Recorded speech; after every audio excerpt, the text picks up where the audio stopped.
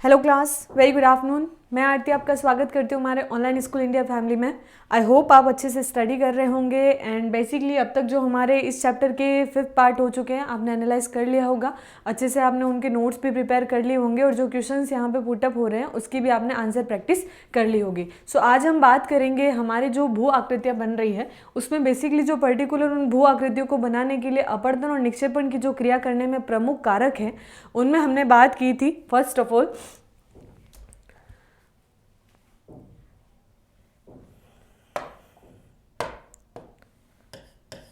हमने सबसे पहले जब भू आकृतियों के बारे में पढ़ा था तो हमने दो चीज़ें डिस्कस की थी, अपरदन,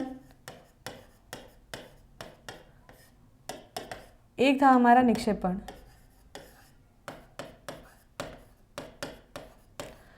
इन दोनों ही स्थिति में बन रही स्थलाकृतियों में जब हम सबसे पहले डिस्कस करते हैं तो हमारे सामने समुद्री या हम कह सकते हैं प्रवाहित जल, प्रवाहित जल जो प्रमुख कारक है अपरदन और निक्षेपण की भूमिका में। देखिए ये दोनों जो क्रियाएं हैं ये अनाच्छादन की क्रिया कहलाती है, यानी बहिर्जातीय बल जो होता है हमने ये डिस्कस किया था अंतर्जनित और बहिर्जनित। तो बहिर्जनित जो प्रक्रिया है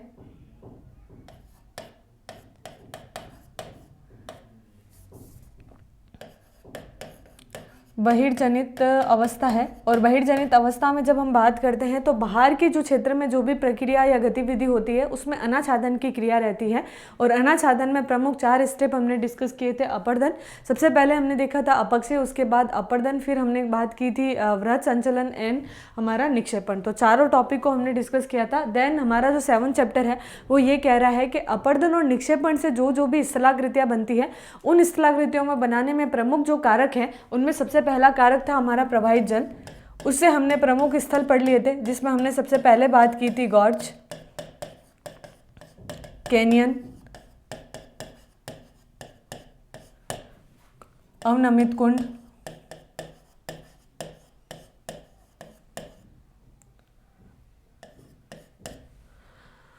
इन्हीं के साथ हमने बात की थी जो निक्षेपण की क्रिया है ये अपरदन, इरोजन से और डिपोजिशन से जो क्रियाएं बन रही है उसमें हमने बात की थी। तो हमारा जो निक्षेपण की क्रिया है उससे हमारा डेल्टा, जलोढ़ पंख,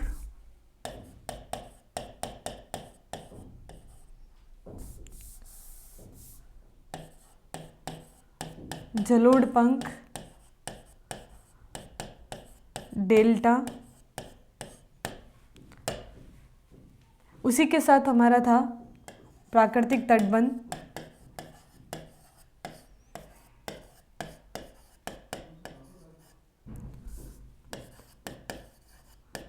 नदी विसर्ग,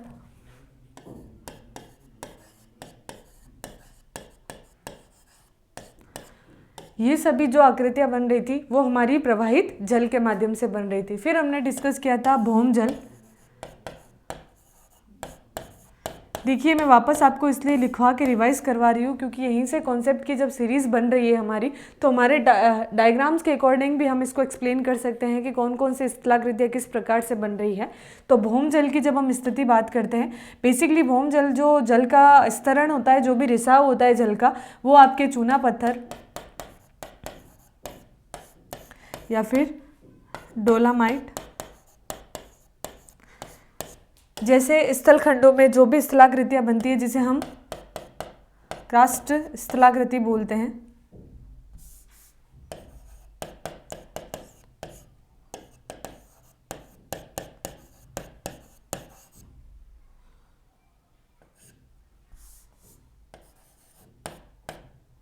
क्रास्ट स्थलाकृति।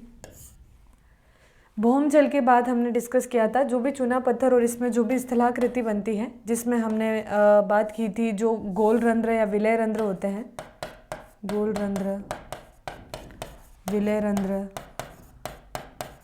डोलायन,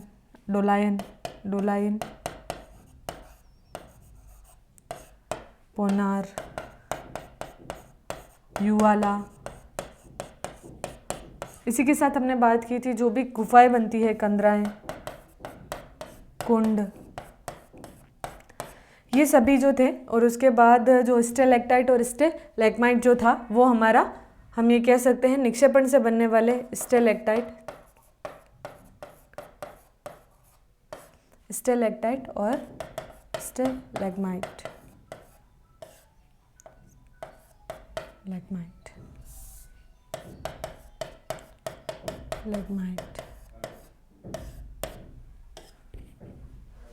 ये भौमजल से बनने वाली। फिर हमने बात की थी हिमनद या हिमानी ग्लेशियर से बनने वाली स्थलाकृतियाँ।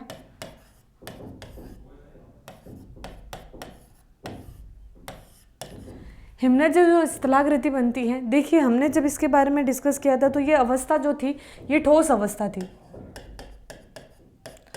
हिमनद की जब हम बात करते हैं हम ये कह सकते हैं कि हिमनद की जो अवस्था रही है वो ठोस अवस्था रही है। और इसमें अगर हम अपर्दन में स्थलाकृतियों की बात करते हैं तो कई सारी स्थलाकृतियाँ इसमें निर्मित होती है, जिसमें हमने डिस्कस किया था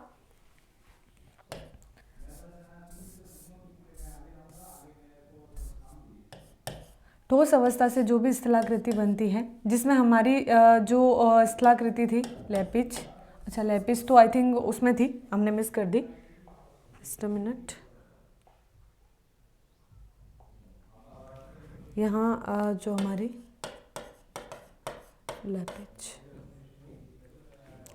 लेपिच की जो स्थलाकृतियाँ या जो भी स्थलाकृतियाँ बनी हैं उसमें बेसिकली हमने जब डिस्कस किया था तो ये स्थलाकृति जो थी इसे हम अवकूट भी कहते हैं।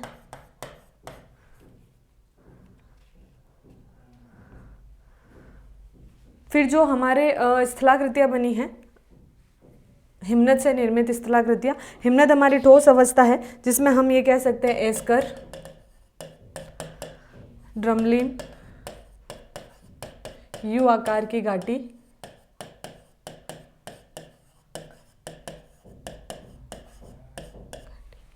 एस्कर, ड्रमलिन, यू आकार की घाटी या जो भी स्थलाकृतियाँ बनती हैं निक्षेपण से और अपक्षय से, तो प्रमुख स्थलाकृतियाँ जो थी हमारी जिनमें प्रमुख इन्हीं का नाम आता है, जिसमें हम ये कह सकते हैं ठोस अवस्थाओं में जो एक अवस्था चलती है जिसमें प्रमुख एस्कर और ड्रमलिन या हॉर्न, शार्क, हॉर्न, अरेत, ये सभी हिमनद से निर्मित स्थलाकृतियाँ हैं। आज हम डिस्कस करेंगे, हमारा जो पॉइंट है वो है तरंगों से या धाराओं। तरंग और धाराओं से निर्मित स्थलाकृतियाँ। जब हम तरंग और धाराओं की स्थलाकृतियों की बात करते हैं तो तरंग और धाराएं, अगर हम इसमें एक पॉइंट को समझें तो तरंगों की और धाराओं की उत्पत्ति कहाँ होती है? समुद्र में, महासागर, जल, यहाँ हमारी तरंगों की या धाराओं की उत्पत्ति होती है। जो ओशियंस वेव्स होती है या ओशियन तरंगे, जो महासागरीय तरंगे होती है, इन तरंगों की उत्पत्ति किस प्रकार से होती है? देखिए पृथ्वी की अगर हम सतह की बात करें, पृथ्वी की स्थिति की बात करें, पृथ्वी अपने अक्ष की अपनी धुरी पर क्या कर रही है? घूर्णन कर रही है। पृथ्वी के घूर्णन की प्रक्रियाओं की वजह से एक प्रमुख कारण यही है कि इन तरंगों का उठना, तरंगों के से ही सुनामी आती है, लहरें उठती है, बड़ी बड़ी जो लहरें होती हैं उन्हीं का उठना समुद्री तरंग और धाराओं से निर्मित है। तो जो समुद्र के और महाद्वीप के जो बीच की स्थलाकृति है, जैसे कि ये देखिए, ये हमारा समुद्री तट है और यहाँ हमारा स्थलखंड है, स्थल है। स्थल चट्टानों से निर्मित या समुद्र के आंतरिक क्षेत्र में भी जब हमने अंतर्जातीय और बहिर्जातीय बल का चैप्टर 4 पढ़ा था, उसमें हमने डिस्कस किया था कि जो हमारी स्थिति है, जो हमारे स्थलखंड है या जो भी पेंजिया वाली जो स्थिति हमारी थी, जिसमें समुद्री क्षेत्रों के आंतरिक स्थल में भी कई स्थलखंड क्या हैं? दबे हुए हैं। तो कुछ चट्टानें जो है इस जल के क्षेत्र के बीच में भी उपस्थित हैं। तो इन्हीं चट्टानों के माध्यम से जो बार बार जल के टकराने से, इन जल के बार बार इनसे टकराने की वजह से क्या होती है? इन तरंगों के कारण क्या होता है कि यहाँ पे अपर्दन की प्रक्रिया और निक्षेपण की प्रक्रिया होती है। इन प्रक्रियाओं के कारण हमारे स्थलखंडों का निर्माण होता है और ये प्रमुख कारक यही है तरंगे और धाराएं, क्योंकि यहाँ पे बल की क्रिया हो रही है। हमने पढ़ा था ऊर्जा कहें या बल कहें, इन्हीं कारकों की वजह से तरंगे उठती है और तरंगों से ही हमारे स्थलखंडों का निर्माण होता है समुद्री या सागरीय तटों के क्षेत्र में। आई होप आपको ये पॉइंट समझ में आ रहे होंगे। अब हम डिस्कस करेंगे कि आखिर हमारे जो समुद्री तट हैं उनमें कौन कौन सी स्थलाकृतियों का निर्माण होता है। तरंग व धाराएं क्या हैं? बेसिकली तटीय प्रक्रिया सर्वाधिक क्रियाशील हैं और इसी कारण देखिए धाराएं जो होती है, तरंग जो लहरें होती है उसमें एक गति होती है। तरंग जो उठता है वो बल की प्रक्रिया रहती है, धाराएं जो होती है वो गर्म और ठंडी होती है। और ये प्रदेशों पे या हम ये कह सकते हैं ये क्षेत्र पर निर्भर रहती है कि किस प्रकार से धाराएं होगी, गर्म या ठंडी होगी। इनको प्रवाह करने में एक तो तापमान का भी योग रहता है, तापमान, घनत्व, घूर्णन, पृथ्वी का घूर्णन, और स्पेशली जो भी अगर हम इनकी एक्टिविटी की बात करें तो पवनों का भी इनमें भूमिका रहती है। जो कोरियोलिस बल जो लगता है पवनों पे, उसकी समानांतर विपरीत दिशा में जो जल का बहाव होता है वही हमारी धारा कहलाती है। समुद्री जल का एक दिशा में प्रवाह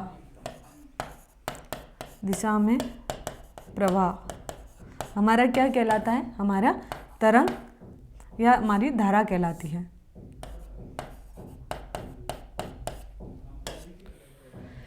तटीय प्रक्रिया सर्वाधिक क्रियाशील है, इसी कारण अत्यधिक विनाशकारी होती है। क्या आप नहीं सोचते कि तटीय प्रक्रिया उससे निर्मित स्थल रूपों का जानना अति महत्वपूर्ण है? तो सिंपल है कि जो तटीय क्षेत्र हैं या तटीय क्षेत्र वही होंगे जहाँ पे समुद्र या सागरों की स्थिति आपको दिखाई देगी। वहीं के तटीय क्षेत्रों में, कोस्टल एरिया में ये स्थलाकृतियों का निर्माण होता है। इनके बीच के क्षेत्र में भी कई चट्टानें जो उपस्थित होती है, उन क्षेत्रों में स्थलाकृतियाँ बनती है। तट पर कुछ परिवर्तन बहुत शीघ्रता से होते हैं। एक ही स्थान पर एक मौसम में अपर्दन व दूसरे मौसम में निक्षेपण हो सकता है। तो जो तटीय क्षेत्र है, देखिए गतिविधि जो भी है या प्रक्रिया जो भी है, हो सकता है कभी तरंगों का जो उठना है वो बहुत तेज गति से होता है, जिससे अपर्दन की प्रक्रिया जो है वो बहुत तेजी से होती है। लेकिन कई बार इनकी गति मध्यम या धीमी होती है, जिससे निक्षेपण की प्रक्रिया भी उपस्थित होती है। तो मौसम के आधार पर निक्षेपण और अपर्दन की गतिविधि यहाँ पे चलती रहती है। तटों के किनारों पर अत्यधिक परिवर्तन व तरंगों के द्वारा संपन्न होता है। जब तरंगों का अवनमन होता है तो जल तट पर अत्यधिक दबाव डालता है। तो तरंगों का जब प्रभाव होता है, या हम ये कहें तरंगों की उपस्थिति जब तेज होती है तो जल पे क्या होता है, तटीय क्षेत्रों पर प्रभाव पड़ता है, जिसकी वजह से क्या होता है, एक सागरीय तल क्षेत्रों में दोलन होता है। दोलन का तात्पर्य यह है कि इन क्षेत्रों में बढ़ती हुई इन जलीय धाराओं का प्रभाव इन चट्टानों पर पड़ता है और जिससे उनका विखंडन प्रारंभ होना शुरू हो जाता है। तरंगों के स्थायी अवनमन के प्रवाह से तटों पर अभूतपूर्व प्रभाव पड़ता है, जिससे सामान्य तरंग व अवनमन तरंग की अपेक्षा सुनामी लहरें कम समय में अधिक परिवर्तन लाती है, क्योंकि इनका जो वेग होता है वो बहुत तेज गति से होता है, जिससे इनके तटीय क्षेत्रों पर होने वाले जितने भी स्थलखंड है उनमें बहुत तेजी से इरोजन और अपर्दन की गति होती है। उनको साथ में या तो बहा के ले जाती है या उसको इरोड करना शुरू कर देती है। अवनमन की उत्पत्ति जो है, इनमें अगर हम कहें अवनमन की जो एक परिवर्तन की जो आवृत्ति रहती है, उत्पन्न प्रभाव की गहनता भी परिवर्तित हो जाती है। क्या आप तरंग व धाराओं को उत्पन्न करने वाले बलों के विषय में जानते हैं? देखिए, तरंगों और धाराओं को उत्पन्न करने में एक बल कार्य नहीं करता है, कई सारी ऐसी गतिविधि है जिससे तरंगे और धाराएं उत्पन्न होती है, जैसे कि तापमान हो गया, घनत्व हो गया, गर्म और ठंडी जल धाराओं के क्षेत्र विषय वस्तु हो गया। तो इनके आधार पर या पृथ्वी की घूर्णन की अवस्था के आधार पर भी कई सारे मोमेंट की वजह से हमारी तरंगें उत्पन्न होती है और उन्हीं तरंगों से हमारे प्रभावित प्रभाव पर उन स्थल खंडों में विपरीतता देखने को मिलती है। तरंगों के कार्य के अतिरिक्त तटीय स्थल रूप कुछ अन्य कारकों पर भी निर्भर करते हैं। तटीय स्थल रूप कौन कौन से? देखिए, ये हमारा समुद्र है और ये हमारा तटीय प्रदेश है। तो यहाँ पे स्थल खंड होगा, तट वहीं होगा जहाँ स्थल भाग होगा, कंफ्यूज मत होइएगा। समुद्र की स्थिति अवस्था जहाँ समाप्त होती है, एक कोस्टल एरिया जहाँ पे पदार्थ या हम ये कह सकते हैं तट उपस्थित होते हैं, जहाँ स्थलखंड उपस्थित होते हैं, वही हमारा तटीय क्षेत्र कहलाता है। तो इनमें क्या होता है, जो समुद्र की तल की बनावट कैसी होती है, इन चीज़ों पर निर्भर करती है। एक तो समुद्र उन्मुख उन्मग्न तट या जलमग्न तट। उन्मग्न तट जो हो गए, या फिर हम ये कह सकते हैं समुद्र के तट के क्षेत्र में जो ऊपर उठी हुई चट्टानें होगी या ऊपर उठा हुआ जो भाग होगा वो आपका उन्मग्न कहलाएगा। और जो तट के क्षेत्र के जो जल के अंदर के जो स्थल होंगे या स्थल हम ये कह सकते हैं अंदर के धरातल या स्थलखंड होंगे, उनको हम क्या कहेंगे? जलमग्न तट कहेंगे। समुद्री जल स्तर को स्थिर या स्थायी मानते हुए तटीय स्थल रूपों के विकास को समझने के लिए तटों को दो भागों में वर्गीकृत किया जाता है। ऊंचे चट्टानी तट जो जलमग्न तट होते हैं, और निम्न समतल व मंद ढाल के अवसादी तट जो उन्मग्न होते हैं। जो अवसादी जो मलबे से या सेडिमेंट से बने हुए जो ऊपर के हिस्से की जो तट होते हैं वो हमारे क्या कहलाते हैं? उन्मग्न तट कहलाते हैं। ऊंचे चट्टानी तट ये कैसे बनते हैं, इनकी अवस्था क्या होती है, वो हम डिस्कस करेंगे। ऊंचे चट्टानी तटों के सहारे तट रेखीय अवनमित होते हैं तथा नदियां जलमग्न प्रतीत होती है। तो इन स्थिति में क्या होता है, अब यहाँ बात जल की जा रही है, नदियों की अवस्थाओं की जा रही है। ये जो तरंगे या धाराएं उत्पन्न होती है, देखिए हर नदी की एक अवस्था होती है। जितने भी अगर हम ये कहें आंतरिक प्रवाह की जो नदियाँ होती हैं वो अपने क्षेत्र में ही विलुप्त हो जाती है, लेकिन कुछ नदियाँ जो बड़ी होती है, चाहे हम गंगा की बात करें, यमुना की बात करें, चंबल, गोदावरी, ये जितने भी हमारे भारत के अगर हम एक प्रोस्पेक्ट पे बात करें तो भारत की सभी नदियाँ अरब सागर और बंगाल की खाड़ी में जाकर मिलती हैं। तो ये सागरीय नदियाँ हैं, यानी समुद्र में मिलने वाली नदियां हैं। तो इनके तटीय क्षेत्रों के आसपास जो भी कोस्टल एरिया बनेंगे या समुद्रों के ही क्षेत्र कहलाएंगे, इनकी धाराओं में प्रवाह, आप कंफ्यूज मत होइएगा, जब नदियां जलमग्न प्रतीत हो जाती है, जैसे कि इनमें अगर हम ये कहें कि जब नदियों का प्रवाह होता है और नदियां जब तटीय क्षेत्रों पे, डेल्टा हमने देखा था, हमने ये डिस्कस किया था, जब बड़ी बड़ी नदियाँ ढालों से प्रवणता या गुरुत्वाकर्षण बल के साथ ही जब नीचे मैदानों में प्रवेश करती है तो उनका ढाल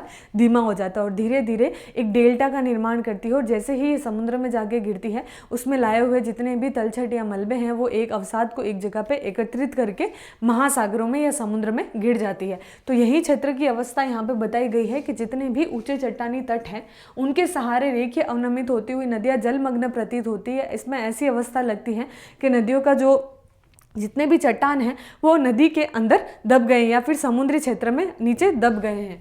तट रेखा पर अत्यधिक अवनमन होने से किनारों के स्थल भाग जलमग्न हो जाते हैं, जिन्हें ही हम क्या कहते हैं, फ्योर्ड कहते हैं। फ्योर्ड हमने जो है कि हिमनद से बनने वाली स्थिति देखी थी।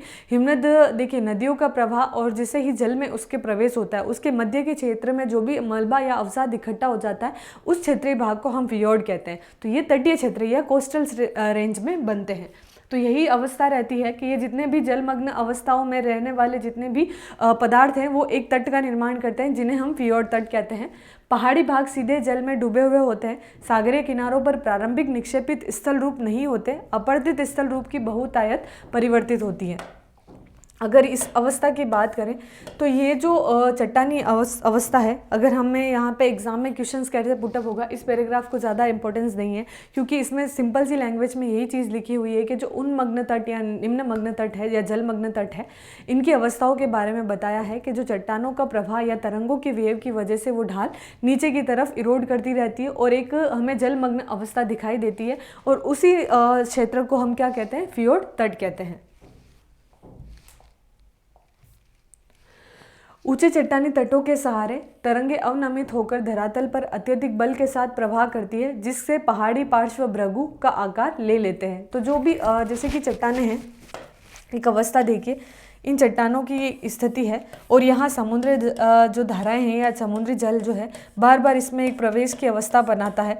ये सभी समुद्री जल, ये चट्टान तो एक बार बार छोटे छोटे इरोड करती है, और यहीं से आपकी देखिए सबसे पहली जो इरोजन की अवस्था कहलाएगी या अपर्दन की जो पहली स्थिति वहाँ उस चट्टान में बनेगी या उस क्षेत्र में बनेगी, वही हमारा क्या कहलाएगा, समुद्री भृगु कहलाएगा। सन्मुख तरंग अवघर्षित चबूतरे बन जाते हैं और धीरे धीरे सागरीय किनारों की अनियमितताओं को कम कर देती है। तो जो भी किनारे बनते हैं या फिर जो भी यहाँ के कोस्टल जो क्षेत्र हैं, इनकी एक अनियमित अवस्था बन जाती है, कहीं पर ज़्यादा कहीं पर कम की अवस्था रहना शुरू हो जाती है। यानी ऐसी स्थिति आपको किनारों में देखने को मिलेगी, कम ज़्यादा एक स्टेप वाइज। तो यही अवस्था हमारी क्या कहलाती है, क्लिफ कहलाती है या समुद्री भृगु कहलाती है। समुद्री भृगु से गिरने वाली चट्टानें मलबा धीरे धीरे छोटे टुकड़ों में टूट जाता है और लहरों के साथ ग्रसित होता हुआ किनारों से दूर निक्षेपित होना शुरू हो जाता है। जो किनारों से दूर बनना शुरू हो जाता है और वहीं से तटों का निर्माण होना प्रारंभ होता है। भृगु के विकास एवं उसके निवर्तन में वांछनीय समय के बाद तट रेखा कुछ समय चिकनी हो जाती है तथा कुछ अतिरिक्त मलबों के कारण दूर जमाव की तरंग अघर्षित वेदिकाओं के सामने तरंग निर्मित वेदिकाएं देखी जाती है। हमने जब वेदिकाओं के बारे में पढ़ा था तो सीढ़ी नुमा स्थिति आपको पता होगा, हमने लास्ट जब डिस्कस किया था, हमने स्थल खंडों का कर रहे हैं। जैसे कि अगर हम ये कहें कि समुद्र का जो वेग है या इन लहरों का जो वेग होता है वो प्रहार करती है, जैसे कि उनका भार जो है या गति जो है वो तेज हो जाती है। फॉर एग्जाम्पल एक नॉर्मल सी स्थिति अगर हम देखें, ये हमारी चट्टानें बनी हुई है और यहाँ हमारी समुद्र की अवस्था है, ये हमारा समुद्र, ये हमारी चट्टान। अब इन्हीं अवस्थाओं में जब समुद्र की पहुने या तरंगे जब उठती है देखिए तरंग और धाराओं का वेग वैसे भी तेज होता है। इनकी जो अगर हम एक विशेषता समझे या इनकी एक सामान्य इनकी गति समझे तो ये बहुत तेज वेग से कार्य करती है। और जैसे ही इन क्षेत्र में ये प्रहार करेगी, इन चट्टानों पर प्रहार करेगी, तो एक भृगु के आकार का निर्माण यानी एक इरोजन होगा, जो कि प्रारंभिक इरोजन होगा या प्रारंभिक अपरदन होगा। उससे इनके शेप में भी परिवर्तन आना शुरू होगा और ये जो मलबा होगा वो साथ में सेडिमेंट्स जो होंगे वो अपने साथ भी वापस ले जाते हैं, क्योंकि लहरों का काम क्या होता है या तरंगों का काम उसमें वेग प्रवाह को वापस वो पीछे भी जाती है। तो इस सेडिमेंट्स को जो इकट्ठे होते हैं, कुछ सेडिमेंट्स को वो अपने साथ वापस लेके भी जाती है। इन्हीं अवस्थाओं के साथ क्या होता है, जो समुद्री भृगु गिरने वाली चट्टानें मलबों को धीरे धीरे टुकड़ों में टूट जाते हैं और लहरों के साथ ये क्या करते हैं, घर्षण करते हैं, जिससे निक्षेपण भी होता है और भृगु के विकास और उसके निवर्तन में वांछनीय समय के बाद तटीय रेखाओं पर एक चिकनी परत जम जाती है और कुछ अतिरिक्त मलबों के कारण दूर जमाव में तरंग घर्षित वेदिकाओं के सामने तरंग निर्मित वेदिकाएं देखी जा सकती है। तो तरंगों से निर्मित वेदिकाएं जो सीढ़ी नुमा आकृति आपने देखी होगी, देखिए जो किनारे होते हैं, किनारों के जस्ट आगे वाले भाग हमारे क्या होते हैं, तट होते हैं। ये चीज़ सिंपल सी है, हमें पता है। तो यहाँ जब इन तटीय क्षेत्रों में, कोस्टल्स में जब ये क्षेत्र बनते हैं तो यहाँ पे जो भी सेडिमेंट्स होते हैं वो निक्षेपण की प्रक्रिया करके यहाँ पे जम जाते हैं, क्योंकि लहरों के साथ ये क्या करेंगे, घर्षण करेंगे और इनके साथ जब जलमग्न हो जाता है तो एक चिक्का मिट्टी या चिकनी मिट्टी का निर्माण हो जाता है और यहीं से वेदिका बनती है। यानी एक स्टेप्स जैसी आपको तट कोस्टल्स दिखाई देंगे, वो आपकी वेदिका कहलाएगी।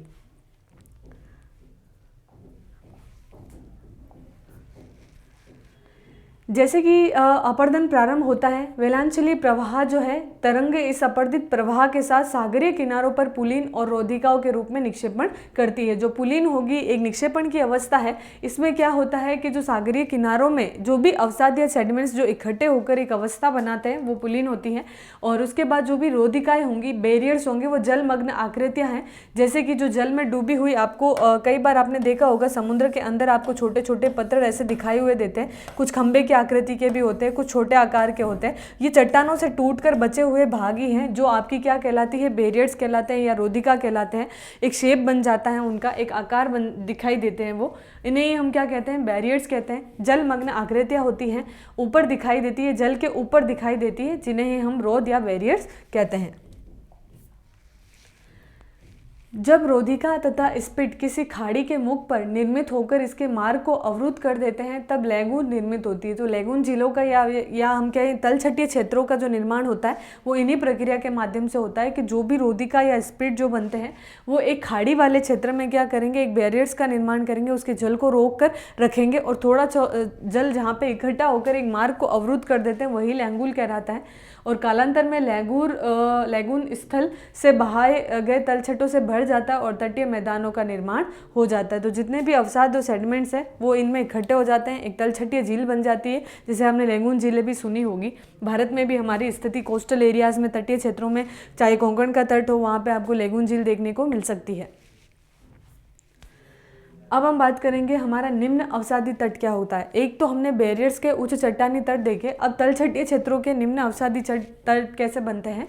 निचले अवसादी तटों के सहारे नदियाँ तटीय मैदान एवं डेल्टा बनाकर अपनी लंबाई बढ़ा लेती है। किन्हीं किन्हीं लैंगूर व जवारिया संकड़ी खाड़ी के रूप में जल का भराव हो जाता है और इससे एक चिकनी मिट्टी और एक चिकनी तटरेखा की स्थिति का निर्माण होता है।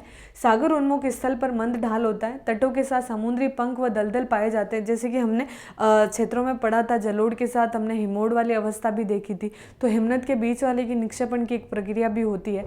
तो ये सभी जो तलछट है ये अवस्थाओं का निर्माण करते हैं। तो सिर्फ और सिर्फ नदियों की अवस्था नहीं होती, ये अवस्था समुद्रों में भी उपस्थित होती है, क्योंकि नदियों का जो जल है वो वहीं से प्रवाह होकर उसमें प्रवेश करता है। तो यहाँ से भी कई सारी निक्षेपण और अपर्दन की प्रक्रियाएं होती हैं और इन्हीं क्षेत्रों में निक्षेपित स्थलाकृतियाँ बहुत ज़्यादा पाई जाती है। जो अवसादी तटीय क्षेत्र होंगे या निचले हिस्से वाले जो क्षेत्र होंगे वो वहाँ पर आपको डेल्टा की स्थिति ज़्यादा दिखाई देगी, तलछट ज़्यादा दिखाई देंगे और निक्षेपण से बनने वाली स्थलाकृतियाँ बहुत ज़्यादा उपस्थित होगी।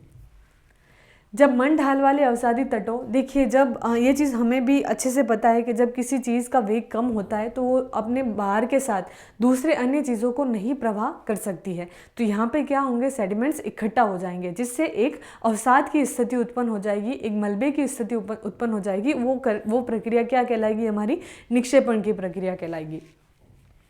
तो जब ढाल मंद होता है तो अवसादी तटों पर तरंगे क्या होगी, अवनमित हो जाएगी, और तल के अवसाद भी दोलित होते हुए, अब देखिए ये जो टर्म्स है, अवनमित हो गया हमारा, दोलित चीज़ें हो गई। तो इनका एक ही चीज़ है कि ये जो प्रभाव होता है या एक ढाल जब एक उपस्थिति जब इन पदार्थों की दिखाई देती है तो इनमें एक स्थिति उत्पन्न होती है। यह स्थिति क्या करेगी, एक निक्षेपण की प्रक्रिया को पूर्ण करेगी और इन्हीं में एक तरंगों की एक अवस्था दिखाई देगी जो आपकी एक नियमित अवस्था, जिसे हम कह सकते हैं कि एक रोधी अवस्था जो होती है, एक सीक्वेंस वाली अवस्था जो होती है, वो हमारी यहाँ उत्पन्न हो जाएगी। और इनमें परिवहन व अवरोधिका जैसे कि लैंगूर व स्पिट निर्मित होते हैं। लैंगूर कालांतर में दलदल में परिवर्तित हो जाते हैं क्योंकि उनमें तलछटों का प्रभाव ज़्यादा दिखाई देता है।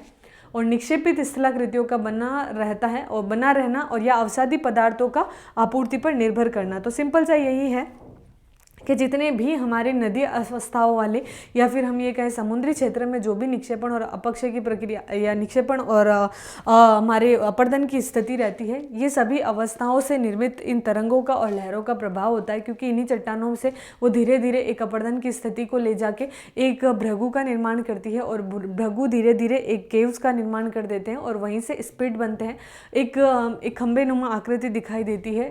और ये जो क्षेत्र होते हैं एक जलमग्न क्षेत्र भी होता है जो जल के आंतरिक स्थिति को एक दबा के एक बाहर की स्थिति भी दिखाई देती है जो कोस्टल एरियाज की होती है, तटीय क्षेत्रों की होती है। अवसादों के अतिरिक्त तूफान व सुनामी लहरें इनके अभूतपूर्व परिवर्तन लाती हैं। बड़ी नदियां जो अत्यधिक नद्य भार लाती हैं निचले अवसादी तटों के साथ डेल्टाओं का निर्माण करती है। ये चीज़ हमें अच्छे से पता है। हमारे देश का जो पश्चिमी तट है वो ऊंचा चट्टानी निवर्तन तट कहलाता है।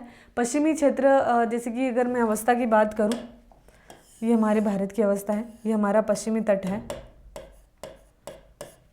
और ये तट हमारा क्या है, चट्टानी निवर्तन का तट कहलाता है। और इसी के साथ हमारी जो अपरदन से निर्मित प्रक्रिया है या इरोजन से जो भी स्थलाकृतियाँ बनती है वो बहुत ज़्यादा पाई जाती हैं और निक्षेपण की स्थलाकृतियाँ भी इनके तटीय क्षेत्रों पर पाई जाती है क्योंकि तटों पर ही क्या होते हैं, मलबे का इकट्ठा होना, मलबे इकट्ठे होते हैं या अवसाद इकट्ठा होते हैं। तो ये अवस्था हमारी निक्षेपण की अवस्था कहलाएगी। इन दोनों तटों की उत्पत्ति व प्रवृत्ति को जानने के लिए हम जब फिजिकल ज्योग्राफी पढ़ेंगे तो उसके बारे में डिटेल से हम डिस्कस करेंगे। अब हम बात करेंगे जो अपर्दित स्थल रूप है वो कैसे बन रहे हैं। देखिए आपको यहाँ पे एक पूरी एक्सप्लेन की गई है विद पिक्चर्स। देखिए सबसे पहले हम भृगु की बात करते हैं। यही है जब लहरों के साथ इन चट्टानों से टकराती है तो एक छोटी सी अवस्था उत्पन्न होती है, ये हमारी अवस्था कहलाती है भृगु। धीरे धीरे उस चट्टानों को वो इरोड करना शुरू करती है और इन्हीं वजह से जो एक स्थलखंड या किनारों के आसपास तलछटों का जमाव शुरू हो जाता है और यही आगे जाके तटों का निर्माण भी प्रारंभ कर देते हैं। फिर हमारे बनते हैं वेरियर्स जिसे हम वेदिका कहते हैं। ये स्टेप बाय स्टेप वाली चीज़ होती है। यहाँ पे आपको जल दिखेगा एक क्षेत्र में एक मध्यम हम ये कह सकते हैं बड़े आकार की एक स्थिति आपको दिखाई देती है जो कि एक गैप के साथ होती है, जैसे कि एक स्टेप एक यहाँ पे इसकी उपस्थिति है। तो दूर दूर अवस्था वाली एक स्टेप वाली स्थिति जो रहती है वो हमारी वेदिका कहलाती है। कंदराएं आपको पता होगी गुफाओं के रूप में होती है। बार बार होने वाले भृगु की स्थिति के साथ ही वो एक सुरंग बना लेती है, एक टनल बना लेती है। उन्हें ही हम कंदरा या केव्स गुफाएं कहते हैं। और यही गुफाएं जब बार बार इरोड होके एक अवस्था को छोड़ देती है, खंबे जैसी यहाँ से होने वाले इरोजन को काट देती है, फिर हमारी स्टैक की स्थिति उत्पन्न होती है। तो सिंपल सी चीज़ें थी, 3-4 चीज़ें हमने डिस्कस कर ली है। अब हम उसको अच्छे से रीड करेंगे। आप इसको एग्जैक्ट पोजिशन को समझ सकते हैं। भृगु की अवस्था, हमारी वेदिकाओं की अवस्था या फिर हमारी कंदराओं की अवस्था, गुफाओं की, और गुफाओं के बाद की, ये 1 बाय 1 होने वाली प्रक्रिया है। एक साथ आप हम ये नहीं कह सकते कि एक चट्टान से सीधी गुफा बन जाएगी या एक स्टेक का निर्माण हो जाएगा, बिल्कुल नहीं। स्टेक की जो अवस्था रहती है वो एक बाद की सबसे अंतिम प्रक्रिया है। इन चट्टानों में आपने कई बार देखा होगा छोटे छोटे खंबे नुमा समुद्र के बीच में, जैसे हमने उच्च चट्टानी और निम्न जल तटमग्न की बात की थी, तो किनारों के आसपास के क्षेत्र और उस समुद्र के मध्य के क्षेत्र में भी जो आपको स्थलाकृतियाँ दिखाई देती हैं, यही हमारी तरंगों और धाराओं से निर्मित स्थलाकृतियाँ हैं।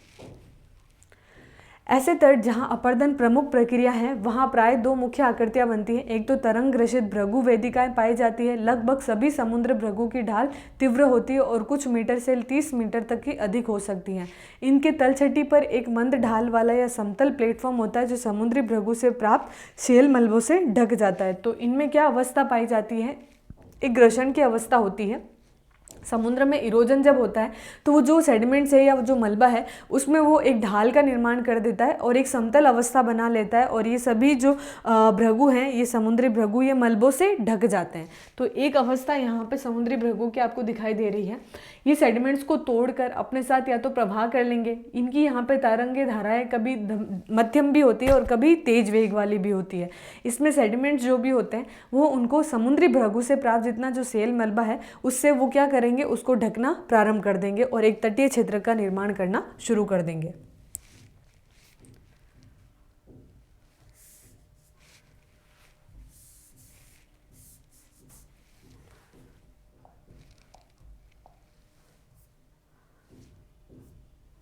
Just a minute.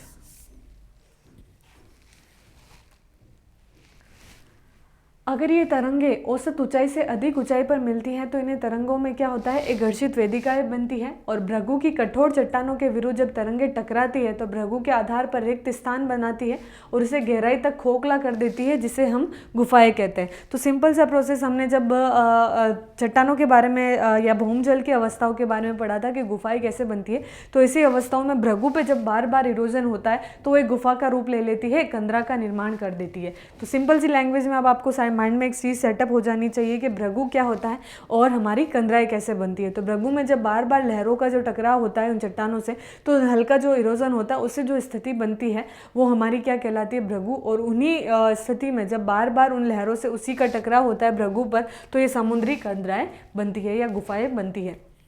कंदराओं की छत जैसे ही ध्वस्त हो जाती है, समुद्री भृगु स्थल की ओर हट जाते हैं, या हम ये कहें कि एक निवर्तन की प्रक्रिया प्रारंभ हो जाती है, उसके इरोजन की प्रक्रिया पूर्ण हो जाती है। ऐसी अलग प्रतिरोधी चट्टानों को भृगु के साथ हमें समुद्री स्ट्रैक कहलाते हैं, जो खंबे नुमा बची हुई आकृति रहती है। बचा हुआ जो क्षेत्र है चट्टान का वो हमारा स्ट्रैक कहलाता है।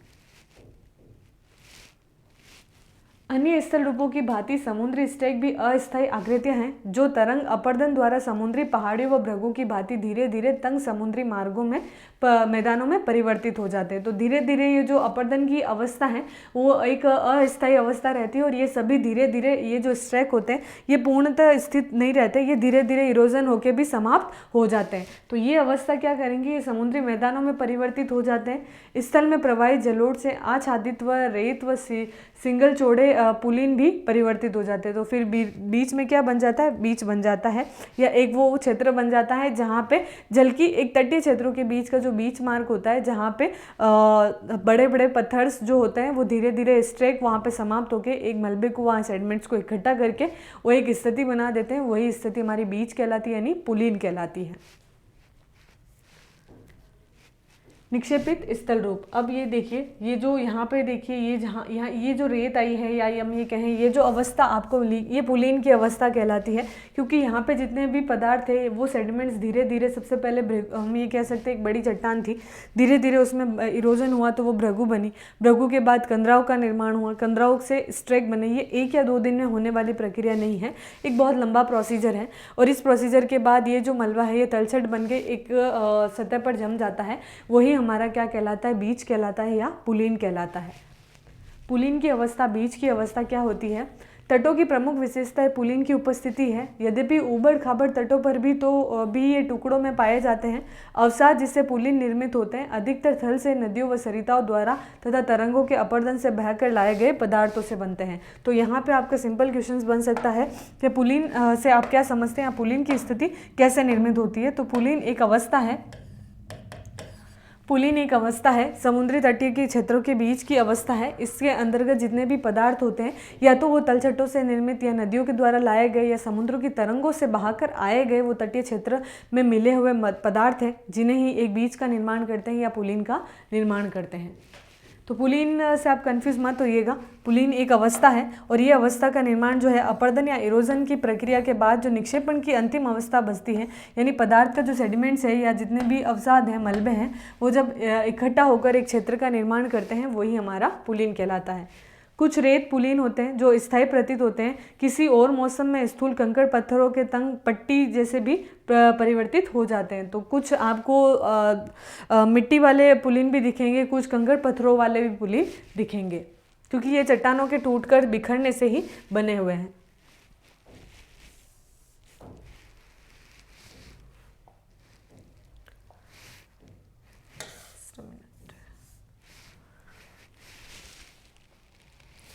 अधिकतर पुलीन रेत के आकार के छोटे कणों के से बने होते हैं। सिंगल पुलीन में अत्यधिक छोटी गुटिकाएं तथा गोल्स्मिकाएं पाई जाती हैं।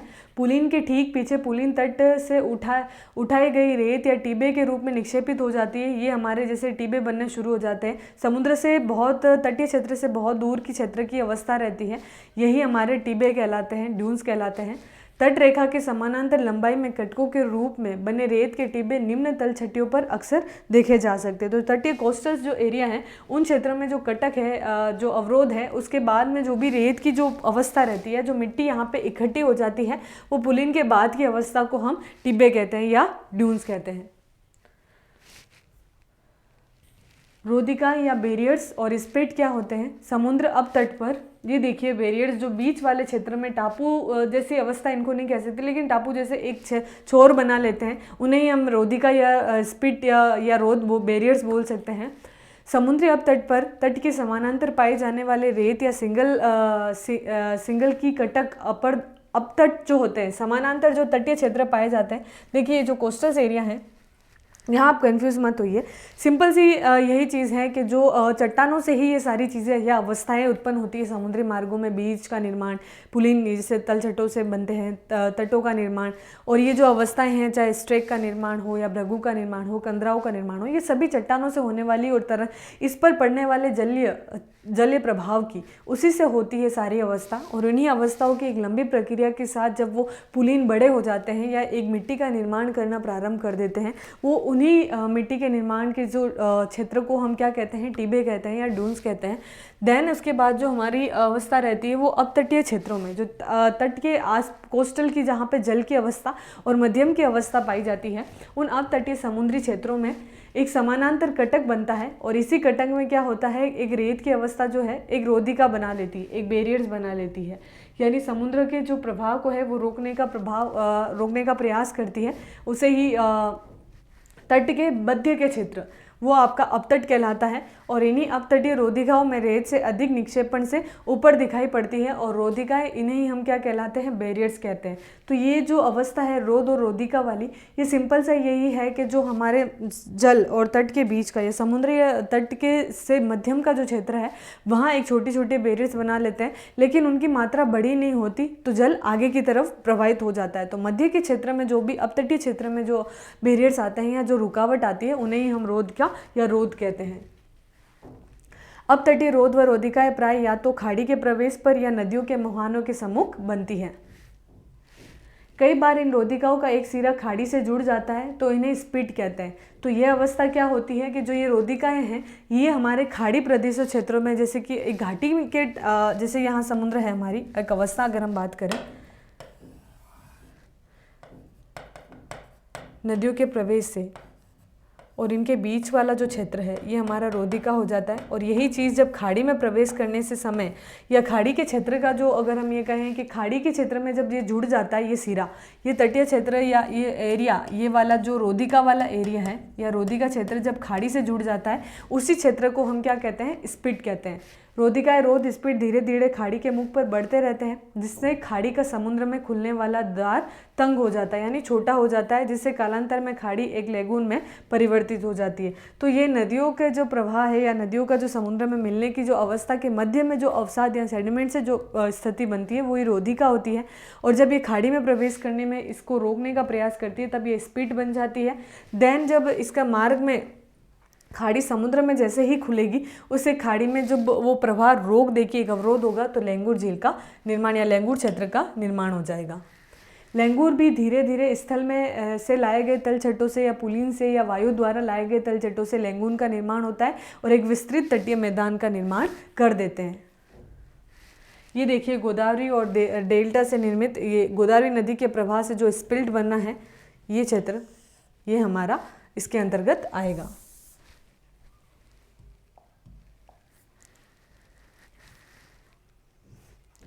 क्या आप जानते हैं कि समुद्र के अपतट पर बनी रोधिकाएं तूफान और सुनामी लहरों के आक्रमण के समय सबसे पहले बचाव करती हैं, क्योंकि ये जो अपतट है, ये रोधिकाएं हैं, ये समुद्री तल का जो प्रवाह है उसको रोकने का प्रभाव करती है, क्योंकि ये बीच के समुद्र और तट के बीच के क्षेत्र में पाई जाने वाली बैरियर्स हैं। और इन्हीं बैरियर्स का हमें लाभ ये होता है कि जो सुनामी की प्रक्रिया आती है, लहरों के प्रभाव को रोकने में ये महत्वपूर्ण भूमिका निभाती है। इसके बाद पुलिन और स्तूप जो है मैंग्रोव जो इसकी प्रबलता को झेलते हैं। अतः अगर हम तटों के किनारों पर पाए जाने मैंग्रोव वन, जैसे कि आपको पश्चिम बंगाल के मैंग्रोव वन आपको पता होगा, जिसे हम सुंदरबन डेल्टा क्षेत्र जो तलछट क्षेत्र हैं उसमें छेड़छाड़ करते हैं तो तटीय स्थलाकृतियाँ अपरदित हो जाएगी और मानव व मानवीय बस्तियों को तूफान व सुनामी जैसे प्रभाव को भी झेलना पड़ेगा। तो ये जो बैरियर्स हैं ये सुनामी को रोकने का में महत्वपूर्ण भूमिका निभाते हैं, क्योंकि लहरों के प्रभाव को ये कम करते हैं। लहरों की स्थिति और समुद्री तटीय क्षेत्रों के बीच की अवस्था को ये रोकने में महत्वपूर्ण भूमिका निभाते हैं। सो ये जो समुद्री हमारा या तरंगों से जो भी पॉसिबिलिटीज़ बनती है, एक तो समुद्र के स्थिति तटीय क्षेत्रों के और एक ऊंचे चट्टानी क्षेत्रों में, तो जल के ऊपर वाले हिस्से से जो भी अवस्था बनती है जो हमारे समतल मैदानों में या अवसादों से निर्मित होती है, एक हमारे समुद्र के मध्य जो चट्टानी पाई जाती है उन चट्टानों से बनने वाली मध्य की स्थलाकृति जो जलमग्न होती है वो हमारी ऊंची चट्टानी या उन्मग्न तट, और दो तटों से हम इसका डिस्कस कर चुके हैं। एक तट जो समुद्र के बाहर की अवस्था और एक जो आंतरिक अवस्था होती है, उनसे जो भी स्थलाकृतियाँ बनती है वो हमारी अपरदंश और निक्षेपण से निर्मित होती है, जिनमें प्रमुख हमने पुलिन के बारे में पढ़ा। पुलिन से ही आपका क्वेश्चन पुटअप हो सकता है, बिकॉज यही हमारा इंपॉर्टेंट पॉइंट था इसमें। सो पवनें किस प्रकार से अपरदन और निक्षेपण करती हैं वो पढ़ेंगे हम हमारी आगे नेक्स्ट क्लास में। तब तक आज स्टडी करते रहिए। Take care yourself, good bye.